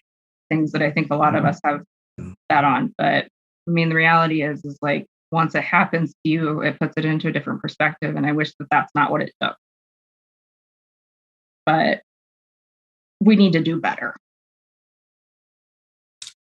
So your rant actually worked perfectly, because it actually did connect to the second question I was going to ask off of the first thing that you said in backtracking, because you brought up the Democratic Party and the political thing, because I was going to say the thing that this and the mask thing did have in common, they were both political tools by both parties. So you brought up the Democratic Party and how they need to do better and all of that jazz. I think my biggest problem with that statement is that it shouldn't be a Democratic Party issue. This should be a United States of America issue. And I know we talked about this last week, and I know I just talked to Andrea about this yesterday night, about we got to get to a point where when we were all little, we were taught that the people at DC represented the best of us. Like, they were the smartest, they were the brightest, like they were the top of the top. Like, if something happened to America, those people would be the ones to save it. And obviously, as we got older, not so much. And I'm not just coming at the Democratic Party either. I'm coming at both parties that this human rights shouldn't be a political tool. It should be a United States of America and whole issue that we should be trying to maintain people's human rights. And when you brought up the Democratic Party, also, obviously, the president right now is a Democrat, Joe Biden. If anyone did see yesterday, he was talking about signing an executive order to protect women's reproductive rights, which is a good thought, but then could also open another Pandora's box because he ain't going to be president forever. You don't know who's going to be president until they're locked in. So if he does that, next president could just come in, take that out, and write stricter abortion things. So that's a whole other slippery slope, but neither here nor there. But when Biden was reading his teleprompter thing, he read and I think the last line was talking about how women vote more than men or something of that nature. Then the last line was repeat this line 3 times for emphasis. If you haven't seen it, it's on the internet. It's bad.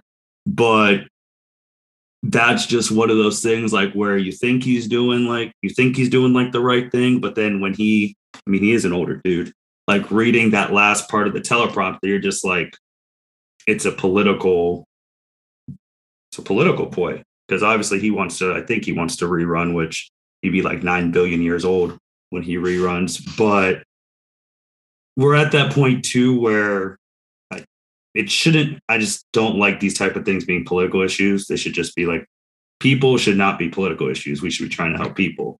And obviously now both parties will use this going forward, because we're in the middle of 2022, which I don't know about y'all, but it kind of feels like it's flowing by. By New Year's next year in 2023, we will start seeing the campaign commercials for people in primaries, both Republican, Democrat, all of that. And the abortion stuff will be oh, I tried to fight for your rights, so you should vote for me, or I fought for the rights for people to live, you should vote for me. And talking about the people you talked about, Kassie, those people don't want their issues being the main the political thing of oh, I have to vote for this person, because if I don't vote for this person, my life is in jeopardy. That I can't speak for Washington and all the forefathers, but I don't think that's what they intended. And that's where we're at right now, because Andrea, you brought up something about wanting to do something. And Chelsea, you brought up about when President Trump got elected. I was telling Andrea last night, when Ruth died, it was over. This was over. As soon as she died, that's when the true window opened, because Clarence was appointed by Bush, which is when all of us were literally in elementary school. But Lord be knowingst, President Trump got to put 3 people in. That is a lot. 3 out of 9, so a third, if my math is right. So he got to put Kavanaugh, he got to put Amy in, and then there was one other person who I'm forgetting their name, and I apologize. But I think Danielle also brought it up too that, and Kassie disappeared. But I think Danielle brought it up too that when you're voting for president and all that stuff, that's probably their biggest power, that they can put a Supreme Court person in there. So I just want to ask you all about the political side of this jazz, while I go and try and see what happened to Kassie upstairs. So anyone just take it away. Chelsea, you're in charge. Oh, good. I'm Steve Harrington now. I'm the babysitter. And I'm stealing his seat. So politically, I know for me, we did touch upon when Trump was being elected, how there were people saying that, oh, you're going to be overreacting. But here we are. And I will die on this hill, but people need to vote in the primaries I studied poli-sci. I liked more of the theory than the actual current events, but people need to vote in the primaries, and we need to make voting accessible. There are so many times where absentee ballots get missed, or people don't have the means to check the registration or to actually have those tools to vote. But then you also have to look at our criminal justice system. I'm sure Andrea can talk about this a lot. But there are people who are in prison with marijuana charges, and now their vote is stripped away over something so simple as that. And we need to start looking into that and looking into our system more. Jumping off of that point, I mean, that's everything. Is there are people with, nonviolent offenses, drug offenses, where in some states now that drug is legal, but it's still on their record and it prevents them from continuing to vote. There's also, I don't know the details, but there's been a lot of arguments about whether or not certain laws that are being passed or guidelines being passed are restricting the vote to people of color, lower income people. And like I said, I do work for a public housing authority, and I'm hoping, of course, no political agenda can be attached, but I'm hoping to be able to bring people into the property to educate the population on that property about being able to check they're registered to vote, where they would need to go to register to vote, if they need a state ID or driver's license because they don't currently have one to be able to vote. What are the steps to getting all that together? So that way we can have more people voting. Again, can't politicize any sort of events on property. You can't, per my job, obviously, no political opinions, but like, that's something that I thought about literally yesterday. I was like, because it is part of my job to host events on property, and we do have a governor's race this year. And so that would need to happen. Registration, I think, closes usually the beginning of October. So I'm hoping to be able to get permission and be allowed to do that for the beginning of September. So there's time for these residents that are interested or can at least get this information to have the choice to go ahead and go out there and do it. And so it would also be part of my job if they are, having issues with transportation, that the local voting site was moved several miles across town because San Antonio is huge, would be helping them, arrange transportation if that's what they want. So yeah, I think I got on a mini soapbox there, but there's so many people that are no longer able to vote because of, I will go ahead and say, minor nonviolent offenses. And it's not fair. I think the grand scheme of everything of this podcast is it's not fair. Like, everything is not equal. It's not equitable. It's just everything does intersect. And that's part of the compounding struggles, stresses, limiting of access, resources, all of that good stuff that Roe v. Wade touches on, but that gets into all these other different areas of life. So yeah, I think I need to stop now. Fair enough. It sounded like it was great. So I did hear that Dr. Hernandez needs to leave soon. So I do, before you leave though, I want to make sure you get your final word in. I guess my final word, just given the topic, would be to encourage anybody who's listening to take some time today, if you haven't already, to look up what your local voter hotline is or election hotline is. Save that in your phone. Use that when you need to. And it doesn't even just have to be on voting day. If you see something on your ballot that you think is not accessible for somebody else, and maybe even it doesn't immediately impact you, you can be the one to make that phone call. It really does make a difference. So ready yourselves with those phone numbers. Anything else you'd like to say before you leave? That was great, though. That was great. Yeah. Well, thank you so much for giving me this opportunity to chat. And I guess, I'm always going to push for expanding the horizon of this issue, make sure that you're always including queer and trans folks in the conversations, make sure you're including Black and brown folks in the conversations, and thinking about the people who aren't in the room, even if you are in a pretty homogenous group. Mm-hmm. Right. Thank you. So came in, it sounded like it was really great. So that part I'll have to listen to myself on the podcast. But just so we don't, since we are going to be pushing for time, last couple questions, which was about Planned Parenthood. That was one thing. I think there's a misconception that people think Planned Parenthood is a baby killing factory. So I would just want people to touch light on what actually is Planned Parenthood and what they actually do over there on all the services that they give, which now are in jeopardy. I was just going to say, like, Planned Parenthood is so much more than abortions. It's sexual health care.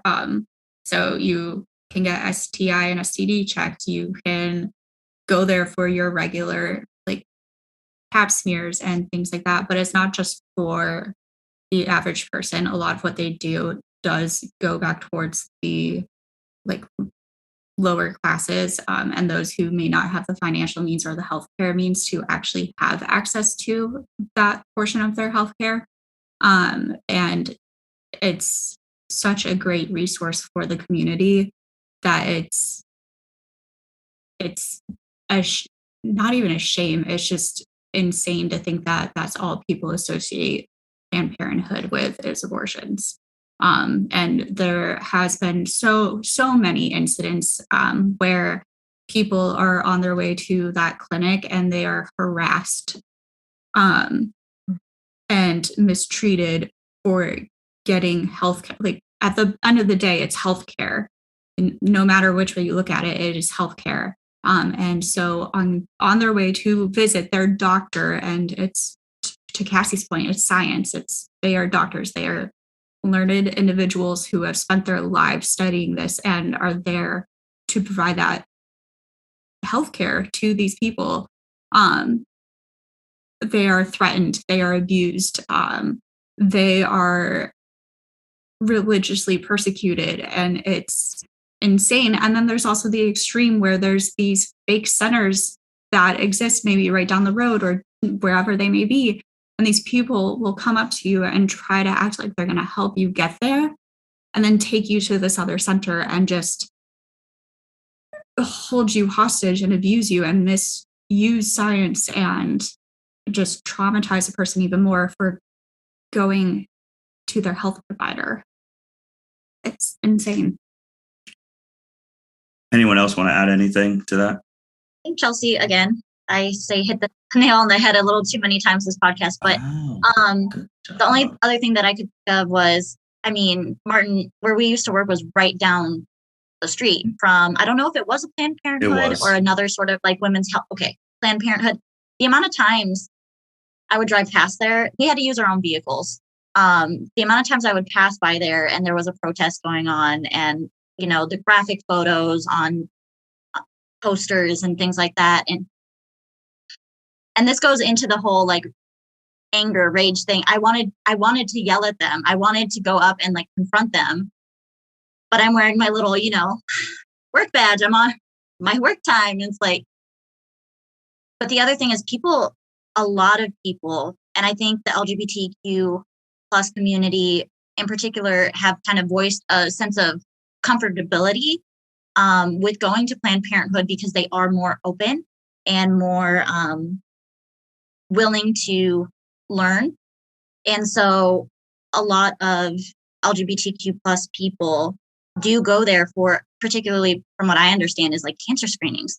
A lot of people do go there for cancer screenings in addition to like sexual health checks, the pap smears, STI, STD testing, and being able to have access to somebody willing to write a birth control prescription for somebody who is like non-binary or transgender. Whereas other medical professionals, I will speak in Texas particularly, do impose those sorts of beliefs of like, well, I don't agree with how you're living your life. We're going to inadvertently shame you for coming in here. We're going to misgender you. We're not going to use the name you've chosen if your birth certificate hasn't been updated, all of that good stuff. So I do think there is a level of safety that Planned Parenthood provides for certain populations that could be stripped away and is like a safe haven that a lot of people go to. I myself have been to Planned Parenthood since it was just easier for me to do that when I lived in Ohio and was away from my primary care physician. So it's the double-edged sword of brand recognition. And I feel like that's part of why Planned Parenthood is attacked as being, the baby killers. So because it has brand recognition, it is popular and is a safe haven, but also because it has that brand recognition, it's targeted. Anyone else want to add anything? No? Okay. So next couple of questions are, which I will say they are, I don't want to say bad questions, but misconceptions in regards to abortions and whatnot. Kassie, you've already touched on one of them with the 10-year-old, and Andrea and Chelsea shared this to me a long time ago when it was a female congressperson or whatever who said that if someone got raped, that is an opportunity to be a good mom, and you are robbing them the opportunity to be a good mom if an abortion was necessary in those situations. When you hear that, I know Cassie's already said what she said in regards to 10-year-old, but for everyone else, when you hear that, what do you want to say back? I think my immediate reaction is to first look at the mother or whoever is is carrying that, the fetus, and ask them, do you want this child, or do you want this to occur? And then the second question is, okay, well, and then to the other side of it is looking at everybody in the foster care system. My Google search tells me that 420,000 kids are in foster care. Why are we not taking care of them before we're looking at this abortion issue? Why are we not first taking care of the people who are in society and alive and here, rather than worrying about why does the Supreme Court feel the need to do that? And why do people feel the need to kind of fight to take rights away, to give rights to the fetus until they are born, and then they get nothing? And then they get foster care, which, Kassie and I can attest to, where I can attest, and Kassie, I'm sure you can too, working with some of these kids is they're not in the best situations. And a lot of them are bright. And even if they're not, they should get those opportunities. And it just enrages me to know, and just to watch people say, oh, we should care about life and we should pro-life and all of this, and then turn around and not care about anybody who doesn't make above, a certain amount of money, not care about anybody in foster care, not care for anybody in, on food stamps or anything like that, not care about any LGBTQ plus people, to simultaneously say you're pro-life and then not care about most life, at least in America, let alone in the world, is just, to use Cassie's term, mental gymnastics to a degree that I can't comprehend. And, though that I think is one of many things that are being willfully ignored by the the opposing side, if that makes sense, or by the pro-life side, and by people who want or who are celebrating this, is just ignoring everything that occurs afterwards, right? If we're going to do the abortion, if we're going to reverse Roe v. Wade completely, then at least give all of the things that should go along with that, right? Give the mother the choice, or the family, whoever, the choice to give that child up to adoption, make that complete change and everything, but that's not going to happen. And that is, I think, also a failing around the conversation, and the kind of the incorrect terms of pro-choice and pro-life. Like, we're still giving the choice to someone, so it's still pro-choice. We're still giving life to someone, so it's still pro-life. Like I was saying earlier, like, I consider myself pro-life because if my wife if my wife gets pregnant, she has a high chance of dying. So I am pro-life just with my wife. Like, you know what I mean? There are so many scenarios that people not just ignore, but they're not aware of. And I mean, I wasn't aware of all of the bleeding things that could happen, not bleeding, things, but like things that could happen along with pregnancy, like bleeding disorders, like different sorts of higher risk things that happen during pregnancy, until I met my wife, and she kind of told me about von Willebrand and all the different bleeding disorders, and I was more educated on that. And I was like, well, this is a complete population of people that we're ignoring when we talk about this, like, along with all of the other populations, but also this one, and, I don't know, I'm getting on my own soapbox now. So no, the soapbox is good, because I guess these soapboxes are just doing so great in connecting with kids. But I do want to say what you just said, which was fantastic, about the pro-life, pro-choice, because it goes back to my thing about things being politicized. Because anytime you hear that, you instantly think like, oh, you're pro-life, that means you're against abortions and all of that. If you're pro-choice, you're against abortions. And those got hijacked. I don't know if it was 50 years ago when Roe v. Wade happened, or before that. But I know, me personally, like you just said, like I would consider myself both, because like I don't want people just going out there killing people. So obviously I care about people's lives and all of that situation. And if a baby is born and all of that, I want them to have like the better healthcare services, like foster care, all that jazz. So in that situation, you're pro-life in something. And then like the choice, it's like, I think everyone is pro-choice, that everyone wants to have their own choice to choose, not necessarily in regards to just this, but in everything. So I feel like when you take the politics out of the side, everyone is a little bit of both. But when you throw in abortion, then you make it about politics. You're just like, oh, well, I have to go with this way because I feel this way, or vice versa. Because if you don't want to get an abortion, that is fine. That is your choice. Like, that's the whole crux of this all. Like, that is your choice. And if you do decide to have your child, hopefully, if you're in a situation where the government can help in any way that it can, because they want to protect the lives of all the Americans, which means the ones, like you just said, who are in those foster care systems. So I think everyone is both, but when you throw in like abortion and the politics, that's when you split it up. So. I mean, I think the really big point here is that, and I don't know if any of you have watched the like Roe v. Wade Netflix documentary, but the reality is that everybody's technically pro-life, but it is whose life we're talking about.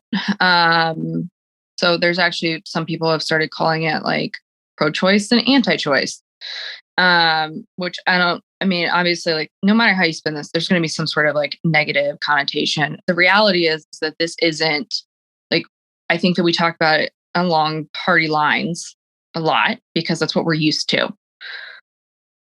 The reality is that it's not. Like, pro-choice and pro-life have never been just along party lines. I think that right now there are a lot of there's a lot of kind of like leaning on the Republican side because that's who appointed the Supreme Justices. But the other portion of this is that it's also being shown that like the ruling with the Supreme Court is not what the people like support.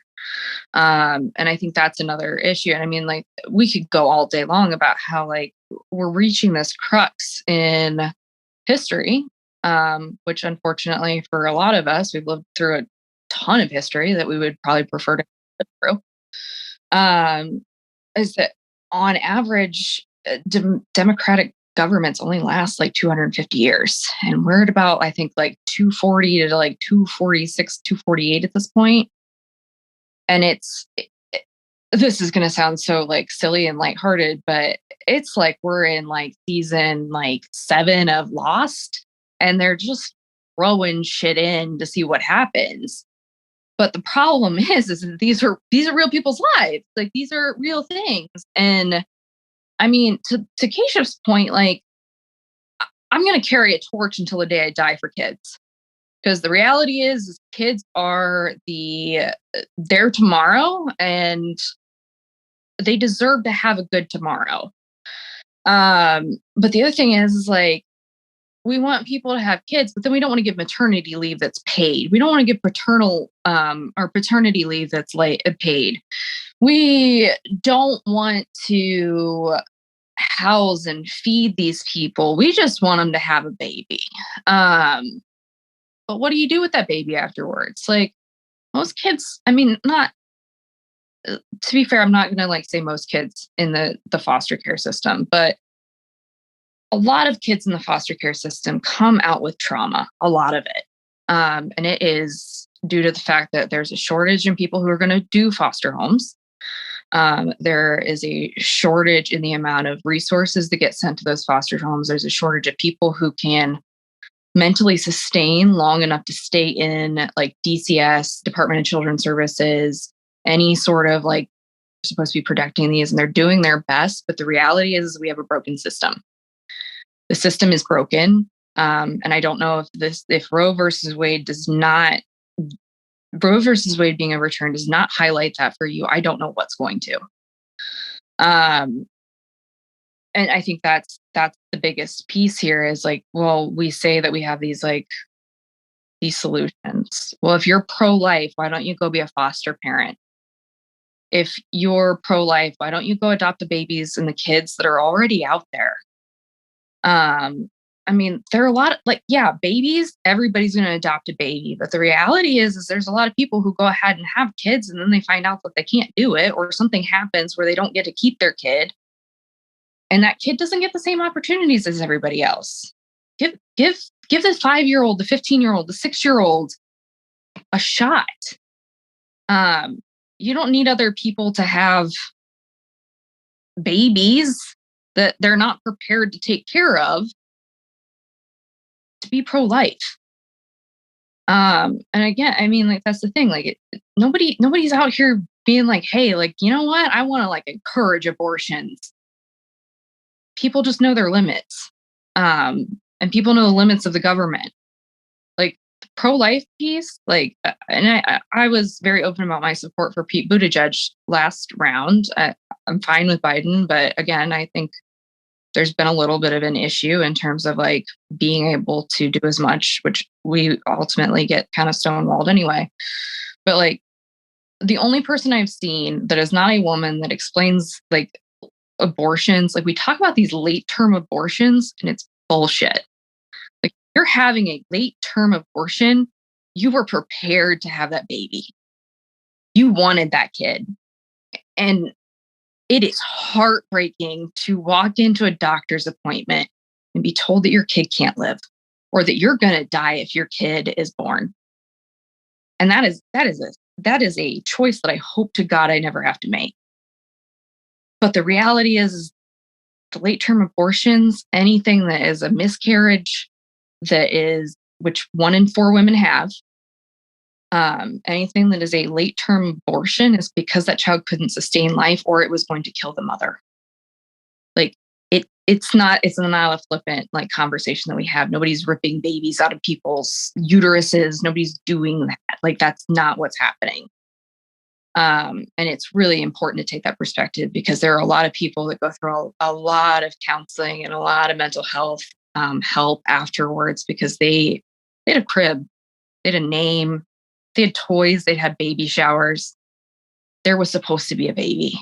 There was supposed to be a kid that grew up and became 70 years old, became a scientist, became a police officer, became a rocket scientist. I don't know, like any number of things. Maybe they could have cured cancer, but sometimes biology doesn't work so great. So, I mean, I think that's one of the things that I think is important for people, like, as you're thinking about these things, like, take a second and try to step back and see it from somebody else's point of view.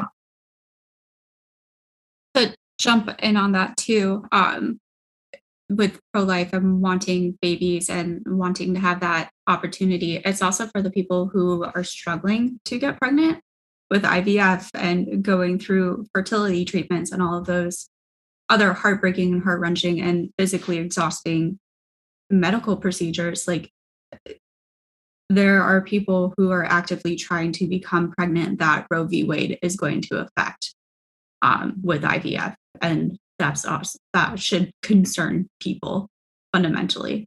So just to jump in on that too.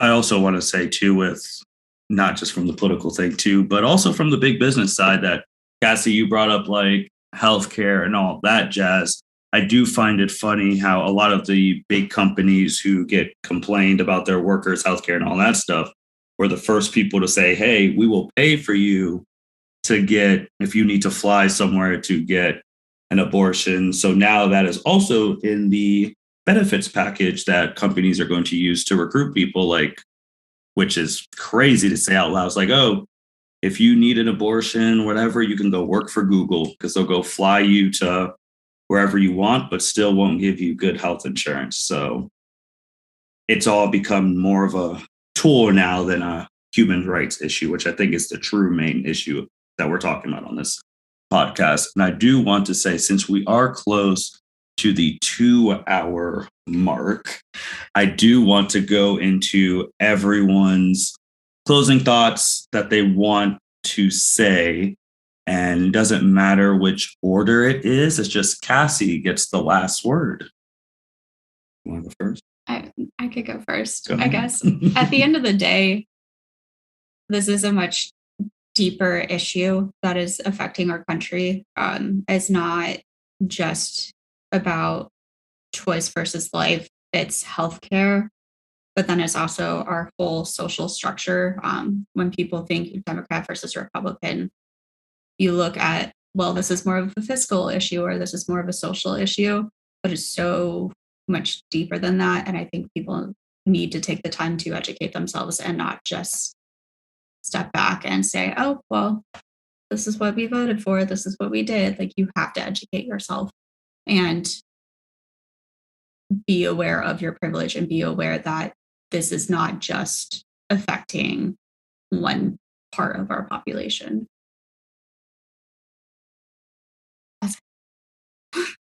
Thanks.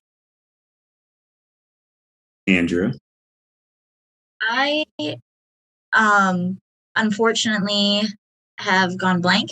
Kassie, your examples about the third the late term abortions always being kind of harped on, and I'm not sure exactly why that. I mean, I just started crying. I think y'all noticed me wipe tears. So like, I am just kind of sitting here existing. I don't really have much for closing thoughts. I feel like I've said a lot more than I intended to during this podcast. I feel very strongly on this subject, and I know Martin knows why. And it's, I think we all could stand to, once we figure out, we as a collective society, figure out what our plan of action should be to try to get these rights back, following through with them. I know I've seen a lot of, and I will say, radical ideas. I think the day the news broke, I saw stuff on Twitter or Facebook, or not Facebook, Instagram, talking about like well, if women all just, collectively across the entire country, every single woman or the majority of women just sat out of work and said, we will not go back to work until, either a law amendment, something was put in place to protect our ability to have comprehensive reproductive health care, then, everything would switch up because we are a capitalist society. So like if money is not being made, if people are hemorrhaging money, shit's going to change. But the likelihood of that actually happening, even though we were all, I can't say all, a lot of people were very upset. I mean, you have to be in a financially privileged place to be able to be like, nah, I'm going to sit here and not work. You could lose your job. Potentially, police get called, you could get arrested, and that's on your record. That's your potential to get a job later on. Like, I think once there is some sort of viable plan, just being able to collectively figure out ways to execute it. Because I know I said earlier, like, I do feel fairly helpless that I want these things. I want these rights back. And honestly, to beyond Roe v. Wade, like Danielle was saying earlier, I mean, the rights that were being stripped away from the trans community, we need all of that back. We unfortunately as a society were never at a point where all of our human rights were there. We have never been a fully equal society among all the different groups, all the intersectionalities. And I just, once there's a plan, I just hope we can all push forward and push through, I guess is all I can really come up with at the moment. But I really enjoyed getting to, hear everybody's opinions and meet a couple new people. But yeah, thank you, Kassie, Martin, for kind of putting this together for us. Just a moderator. Kassie did everything. I don't think that's true. I think it's true, but that's okay. Keshav, do you have anything you want to say? I think we're also going off on so many different points that we're forgetting that this is just taking away rights from women. Like we used to talk, like but like in the 50s, it was about rights for African Americans. And like before that, it was the right for, like just like that. We're now not just talking about we're talking about 50% of the population or more, honestly. And I think we need to keep in mind that this affects everyone, no matter what, man, woman, anything, any breathing person is something that this affects. So whether it's today or tomorrow, whether it's a friend or, a partner, a family member, this is something that is going to end up affecting so much more in an avalanche type of way, and we need to make sure that we keep fighting for all of these rights for everybody around us. Again, I'm a man who is unable to physically have a child. I don't need to be here, but for me, this is something that is utterly ridiculous that I have to be fighting for in this country. And in 2022, for me, that's the part that gets me, is we are fighting for basic human rights, basic things for all of us to have. Just the freedom to have control over my own body is something that I can say and someone else can't. And that to me is utterly insane. And we are in an age where a lot of things are being brought up, and a lot of issues against different communities, and a lot of things are being protested against. And I think we need to make sure that we keep fighting, and we keep making sure that we go on fighting for all of our rights, or else what is the difference between us and any other non-democratic nation in history? We're just going to have things happen to us, and we're going to think that we're in any sort of control. So we need to keep fighting. And we need to keep in mind that elections happen every 2 years, not every 4. And we can make the differences that we make need to happen every 2 years. And that's the pressure that we need to put on everybody in the House and the Congress and all of these, different, parts of government. This is how we change our country, and this is how we change the world. And again, I would like to thank you guys for having me on. It has been a pleasure to be able to talk through a lot of these issues that have just been going on in my head or just with, people around me. But it's nice to be able to hear all of these different perspectives and keep things in mind. So thank you for inviting me on to this. From the happier standpoint, thank you everyone for listening to the L7C podcast. Definitely the longest episode that is not our end of year podcast when we have like everyone on. So new accomplishment there, new badge. By the time you do listen to this after it's edited by our producer and all that jazz, maybe there's some new laws that have been enacted. Maybe once we all read Biden's executive order, that helps, but only time will tell. The only thing I really have left that I want to add is the same thing I've said throughout the podcast, that human rights should not be a political or big business issue. So I think that goes without saying, but make sure you like, rate, comment, subscribe anywhere you listen to. And Kassie, take us home. I think I'm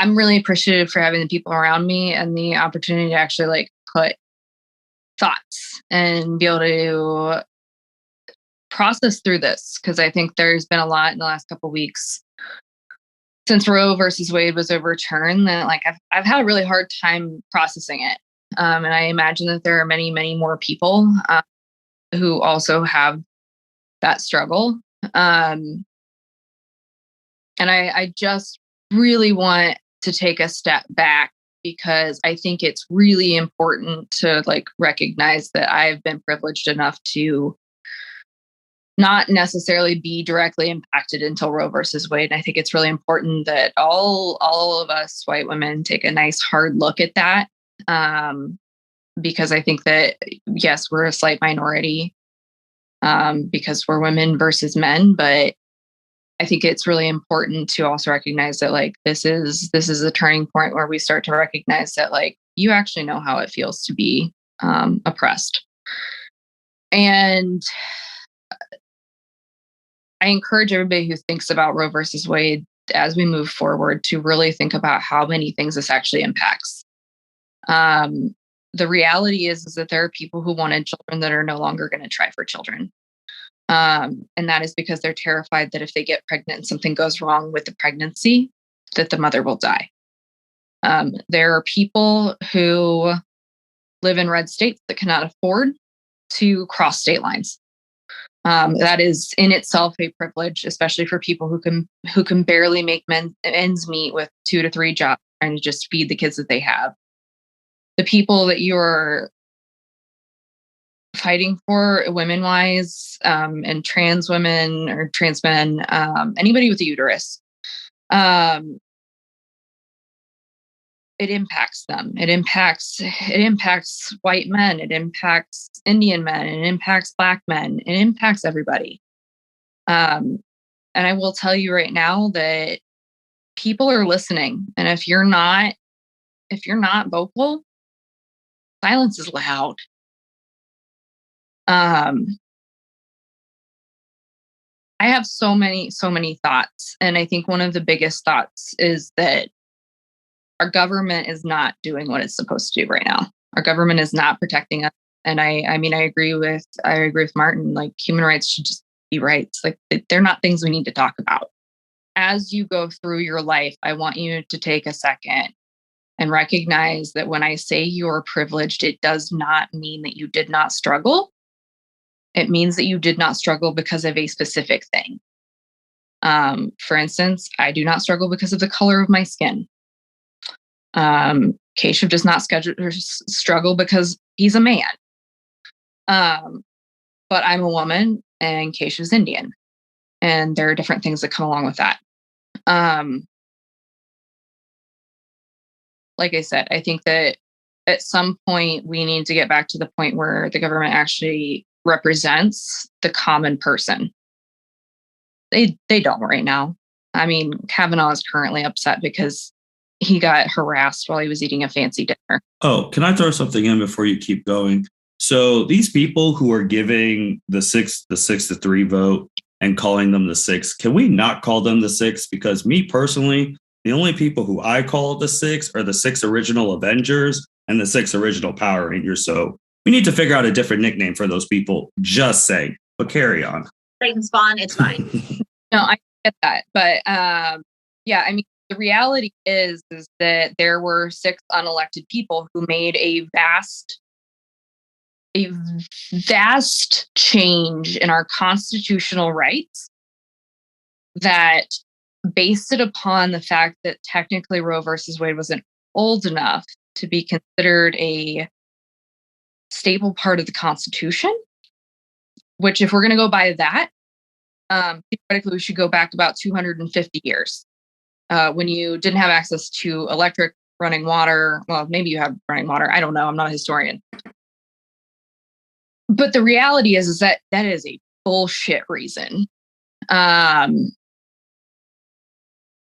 And I mean, by those standards, there are a lot of things we should be doing. Anyway, I yet again jumped on top of my little soapbox and lived there, but I appreciate everybody who listens to this because I assume that you're looking for more information and to understand why people are upset. But I want you to be very, very aware of the fact that this is not the end of change. And that there are very real rights that are being threatened. One of the next cases that have been brought up as being something that people will vote on is returning how we count votes to the states. And that means that we are no longer a democracy. If that happens, that means that if you live in a red state, your state is always going to vote red. If you live in a blue state, it's always going to vote blue. That benefits literally none of us. So I hope people reflect on the fact that it's not just elections. We need more people that sound like us, look like us, and are made up like us to actually run for government. And we need to stop just electing whoever has the most money, because that's essentially what happens almost every time. And I had one very salient point that I can no longer remember, which is making me upset. But the reality of all of this is that we just want to live our lives. Everybody just wants to live their lives. And they just want to choose how to do that. And if you're not like causing harm to other people, like maybe just let people do that. So, I mean, again, we started this out as talking about abortion, but the reality is like we're watching. To sound like a conspiracy theorist, we're watching like the deterioration of our government and our country. We went so far forward and we're going so far back so fast. And it amazes me to this day that it takes us so long to fight for our rights, but they disappear in an instant. So I think that's just something that as we move forward in talking about elections and things like that, maybe we start pushing for people who change the way that our government looks. And I'm going to stop there because I went on another soapbox. Soapbox City, it's fine. It's all right. Well, with that, sorry. They're fine. With that being said, thank you everyone for listening to the L7C podcast. Signing out. Thank you for listening to this episode of the L7C podcast. Be sure to like, rate, review, and subscribe to the channel. Follow us on all social media platforms, and we'll be talking to you guys soon. Take care.